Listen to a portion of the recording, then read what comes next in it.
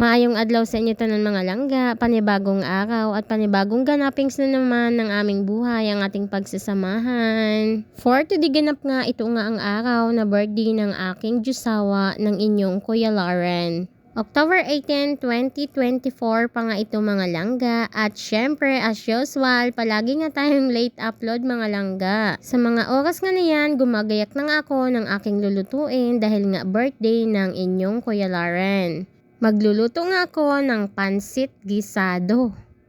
At titingnan natin mamaya mga langga kung pasado nga ang lasa sa inyong Kuya Lauren. Nag-prepare nga lang ako dito ng aking repolyo, nagayat ko na nga. At ang sunod naman ay prepare ko itong aking chicken. Gagayatin ko nga lang din ito ng maliliit. At first time ko nga na magluto ng pansit gisado. Sana nga pumasa ang lasa. Malalaman natin mamaya. Kaya sana tatapusin nyo itong ating mini vlog. At shoutout nga pala sa inyong lahat mga palangga. Alam nyo na kung sino kayo. Salamat sa inyong walang sawang pagsuporta at panonood sa aming mga ganapings. Kahit na walang kakwenta-kwenta. Charis. At salamat din mga langga sa mga hindi nag-i-skip ng ads. Salamat. Madamogid nga salamat sa inyo tanan. Hindi ko na kamo maisa-isa. Balaan nyo na kung sino kamo. Tag-shoutout man sa akon nga mga basher dira. Salamat man sa inyo nga wala untat nga pagsubaybay sa amon. Besan hindi nyo ko gusto. Charot. Sabi nga nila, mahalin mo yung mga taong may ayaw sa'yo. Dahil kahit papano ay patuloy pa rin sila na sumusubaybay sa buhay mo. Kahit ayaw nila sa'yo. Charis. Mabalik na nga tayo dito mga langga sa aking ginagawa. Tapos ko na nga itong gayatin at sunod naman, syempre, igigisa ko na to. At bago ko nga pala to igigisa ay titimplahin ko muna itong aking manokins. Ali, kumuha nga ako dyan ng tuyo. Kasi dami ng aking tuyo. By the way mga langga, tansyado lang talaga to kapag ako ay nagtimpla. Hindi ko to sinusukat-sukat. Tansyado lang tayo mga langga. Ayan, nilagay ko na nga ang tuyo, magic sarap at saka itong ating oyster sauce. Tapos syempre, imikos-mikos natin. Huwag kalimutan na maghugas muna ng kamay. Charis. At nilagyan ko nga rin yan mga palangga ng paminta na durog. Ayan, bali 3 nga ang aking nilagay yung tagpipiso. At ito na nga for the mikos-mikos na tayo. Mikos-mikos natin gamit ang kutsara kahit na nakahugas na tayo ng ating kamayens. Kasi alam nyo na meron tayong mga masisilan na nanonood. Ay, joke lang. At syempre, tinanggal ko na nga rin itong aking repolyo. Nilagay ko na dun sa aming very cutie na rice cooker. At hugasan natin ulit para malinis ang kanyang budhi.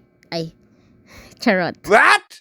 At ang sunod nga na gagawin ko ay magigisa na nga ako ng ating manokins. At syempre as usual, painitin muna natin ang kawali at maglagay na tayo ng mantika. At kapag mainit na nga yan ay magigisa na nga tayo. Isusunod ko na nga ditong ilalagay ang ating manokins na templado na. Yan, ilagay ko nga siya mga langga. Hi, templado na yan. Masarap na yan mga langga. Pwede na nga yan iulam, parang adobo. Isasangkot siya nga lang yan para hindi nga dumikit sa kawali. At kapag palagay mo ay okay na, pwede na nga yan hanguin, ilipat sa kanyang lagayan. Mas pinalambot ko pa nga yan ang ating manok mga langga. Pinaiga ko nga yan, yung as in na wala na talagang sabaw-sabaw na makikita. At naglagay na nga rin ako dyan ng asukal mga langga para medyo manamis-namis ang ating manok. At isasangkot ko nga lang yan ulit at kapag maiga na nga ay isasalin ko na nga yan doon sa lagayan niya kanina.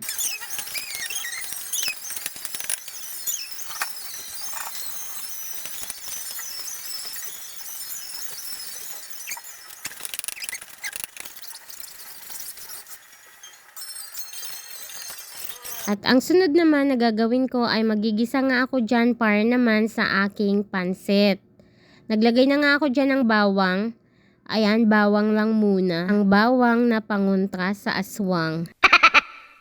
Alam ko marami din yung makakarelate sa inyo yung mga naniniwala sa aswang. Char.